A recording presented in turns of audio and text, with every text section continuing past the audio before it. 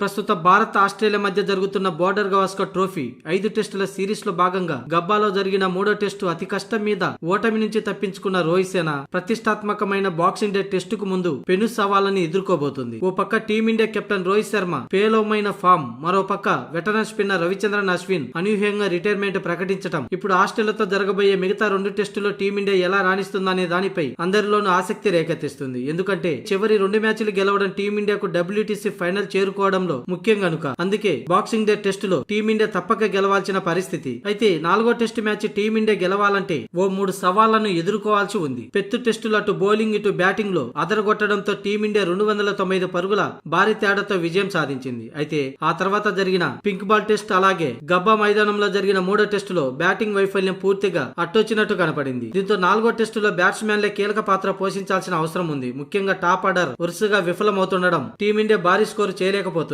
ముఖ్యంగా రోహిత్ శర్మ, విరాట్ కోహ్లీ సీనియర్లు ఈ మ్యాచ్ లో ఎంతగానో రాణించాల్సిన అవసరం ఉంది. దీంతో బ్యాటింగ్ విభాగంపై దృష్టి పెట్టాల్సిన అవసరం ఉంది. ఇక బౌలింగ్ విభాగంలో కూడా జస్ప్రీత్ బుమ్రా ఒంటరి పోరాటం చేస్తున్నాడు. ఈ సిరీస్ లో బుమ్రా ఒక్కడే బౌలింగ్ విభాగంలో మొత్తం భారం మోస్తున్నాడు. పెత్తులో జరిగిన తొలి టెస్టులో జట్టుకు సారథ్యం వహించిన బుమ్రా మొత్తం 8 వికెట్లు పడగొట్టి ఒంటి చేత్తో జట్టును విజయం వైపుకు నడిపించాడు. అయితే తర్వాత మ్యాచ్ లో బుమ్రాకి తన సహచర బౌలర్ల నుంచి సరైన సహకారం లభించడం లేదు. ముఖ్యంగా సిరాజ్ బౌలింగ్ ఆశించినంత స్థాయిలో లేదు. సీనియర్ పేసర్ మహమ్మద్ షమి లేని లోటు భారత జట్టులో స్పష్టంగా కనిపిస్తుంది. దీంతో సిరాజ్, ఆకాశ్ దీప్ ఇద్దరు 4వ టెస్టులో బుమ్రాకి సపోర్ట్ గా తమ వంతు వికెట్లు తీస్తే మాత్రం టీమిండియాకు గెలిచే అవకాశాలుంటాయి. ఇక టీమిండియాకు మరో పెద్ద దరిద్రం ఏంటంటే ట్రావిస్ హెడ్ అద్భుత ఫామ్ లో ఉండడం. భారత గడ్డపై జరిగిన 2023 వన్డే ప్రపంచ కప్ ఫైనల్లో ఆస్ట్రేలియా విజయంలో కీలక పాత్ర వహించాడు. అలాగే అదే ఏడాదిలో WTC ఫైనల్లో టీమిండియా నుంచి మ్యాచ్ లాగేసుకోవడంలో ట్రావిస్ హెడ్ కీలక ఇన్నింగ్సే కారణం. ఇక ఇప్పుడు బోర్డర్ గవాస్కర్ సిరీస్ లో కూడా వరుసగా 2 సెంచరీలు బాది టీమిండియాకు పెద్ద సవాల్ విసురుతున్నాడు. 2వ టెస్టులో ఆ జట్టు విజయంలో ట్రావిస్ హెడ్ చేసిన సూపర్ సెంచరీ కారణం. ఇక ఆ తర్వాత 3వ టెస్టులో కూడా